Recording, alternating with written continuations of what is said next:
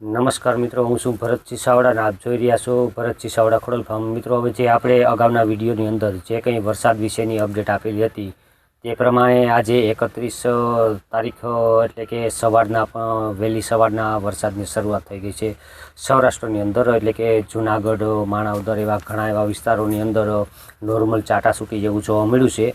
અને હવે 1 જૂનથી શરૂઆત થાય છે અને 1-2 જૂનમાં આપણે અમુક વિસ્તારોની અંદર સારો વરસાદ પડવાની શક્યતાઓ આપણે અગાઉના વિડીયોની અંદર જણાવેલું હતું. તો મિત્રો, વરસાદની હવે વિગતવાર વાત કરીએ તો જે આપણે પ્રી મોન્સૂન એક્ટિવિટીની શરૂઆત થઈ છે, બરાબર. તો પ્રી મોન્સૂન એક્ટિવિટીની શરૂઆત થઈ અરબ સાગરની અંદર અને બંગાળની ખાડીમાં થોડી સિસ્ટમ એટલે ચોમાસું સક્રિય કેરળમાં પહોંચી અને આગળ એના ભેજ મજબૂત થઈ અને આગળ વધતું હતું. હવે એના ભેજ મજબૂત હોવાથી હવે જે આપણે ઉત્તર ભારતમાંથી જે WD પસાર થતા હોય એની જેમ જ એક થોડી સિસ્ટમ મજબૂત થઈ અને સામી આવે છે. એટલે કે એ સિસ્ટમ અને આ સામસામી ભેજ મજબૂત થઈ અને આપણે પૂર્વ ગુજરાતથી ઉત્તર ગુજરાત, પૂર્વ ગુજરાત, મધ્ય ગુજરાતમાં થોડો ઘણો લાભ મળી શકે.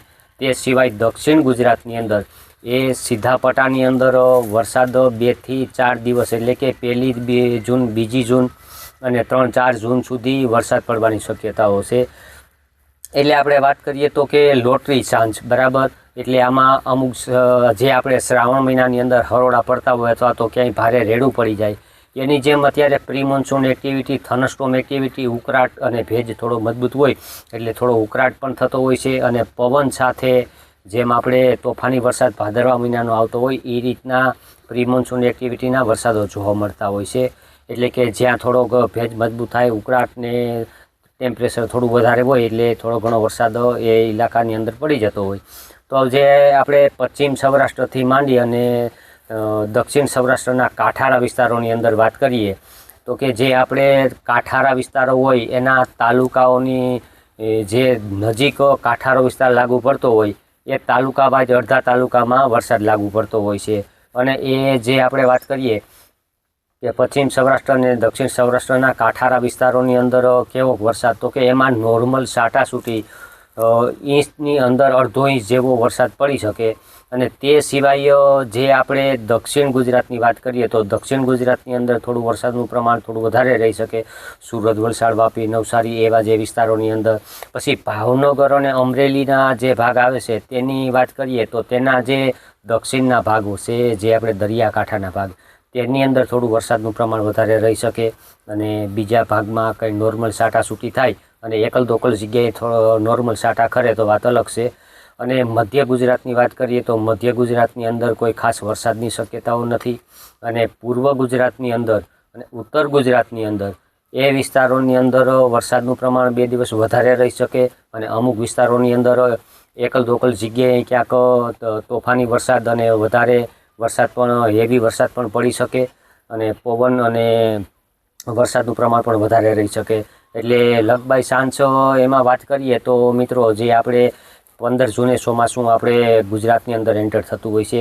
તો 15 જૂન પહેલાં પણ અમુક વિસ્તારોની અંદર જે વધારે ભેજ મજબૂત હોય તો એવા વિસ્તારોની અંદર વરસાદ વધારે પણ પડી જતો હોય અને વાવણી લાયક પણ વરસાદ થઈ જાય. અને બીજા જે વિસ્તારોની વાત કરી એમાં જે લગભગ નોર્મલ સાટાસૂટીથી માંડીને ઇંચથી અડધો ઇંચ વરસાદ પડે અને વધીને 1 ઇંચ જેવો ક્યાંક વધારે ભેજ મજબૂત હોય ત્યાં. બાકી કોઈ ખાસ એરિયા વાઇઝ ક્યાંય વધારે વરસાદ પડે એવી શક્યતાઓ નથી દેખાતી. જે આપણે ઉત્તર ગુજરાત અને પૂર્વ ગુજરાત છે, અમદાવાદ, રાજકોટ, જસદણ એવા વિસ્તારોની અંદર થોડો વરસાદ વધારે પડી શકે. બાકી એ સિવાયના વિસ્તારો મેં તમને જણાવ્યા એમ કે પૂર્વ સાઈડના ભાગોમાં વધારે વરસાદ પડવાની શક્યતાઓ છે. અને એ વરસાદની શક્યતાઓ 3 થી 4 દિવસ રહી શકે. અને પછી વરસાદનું પ્રમાણ થોડુંક નબળું પડી જશે. એટલે જો નબળું પડે તો જે આપણે મધ્ય ગુજરાતથી માંડી અને પશ્ચિમ સૌરાષ્ટ્ર અને દક્ષિણ સૌરાષ્ટ્રના ભાગોમાં નોર્મલ એકલ દોકલ જગ્યાએ સાટા ખરે. તે સિવાય બીજા ખાસ વરસાદો મોટા નથી. અને કોઈ ખાસ એવું નહીં મગજમાં રાખવાનું કે આપણે લગભગ ઓલ ઓવર ગુજરાતની અંદર વાવણી થઈ જાય. પણ જે આપણે વરસાદની વાત કરી એ સિવાયના જે આપણે 8 થી 10 તારીખ સુધીમાં છેલ્લા એન્ડમાં પણ થોડું પશ્ચિમ સૌરાષ્ટ્રના કાંઠારા વિસ્તારોની અંદર 9-10 તારીખમાં પણ થોડું વરસાદનું પ્રમાણ વધારે જોવા મળશે, એમ જે 1 થી 4 તારીખ સુધી જોવા મળશે. અને એવું જ પાછું 2-4 દિવસ ખાલું મૂકી અને પાછું 9-10 તારીખના જોવા મળી શકે એવી શક્યતાઓ દેખાય છે. પણ તે આપણે નેક્સ્ટ વિડીયોની અંદર વાત કરશું. એટલે મિત્રો, આ હતી એરિયા વાઇઝ આપણે વરસાદની માહિતી, એટલે કયા કયા વિસ્તારોની અંદર કેવો વરસાદ પડી શકે. તો મિત્રો, આ રીતનું વરસાદનું પરફોર્મન્સ રહી શકે છે. અને ક્યાંય પણ વધારે જો ભેજ મજબૂત હોય અને એકલ દોકલ જગ્યાએ લોકલ સાટા ખરી શકે એની વાત અલગ છે. બાકી કોઈ ખાસ મોટા વરસાદો આપણે પશ્ચિમ સૌરાષ્ટ્ર અને દક્ષિણ સૌરાષ્ટ્રના કાંઠારા વિસ્તારોની અંદર નથી. મધ્ય ગુજરાત સુધી, ઉત્તર પૂર્વથી મધ્ય ગુજરાત અને પૂર્વ ગુજરાત, દક્ષિણ ગુજરાત સુધી એ સીધા પટ્ટાની અંદર વરસાદ પડવાની શક્યતાઓ નહીવત વધારે છે. એટલે એ પ્રમાણે ખેતીકામનું આયોજન કરવું મિત્રો. અને બાકી નેક્સ્ટ વિડીયોની અંદર આપણે વધારે વરસાદની વાત કરશું. અને સતાઈ સિસ્ટમમાં કોઈ ફેરફાર દેખાય તો અમે અલગથી વિડીયો આપશું. મિત્રો, માહિતી સારી લાગી હોય તો તમામ ગ્રુપમાં શેર કરજો.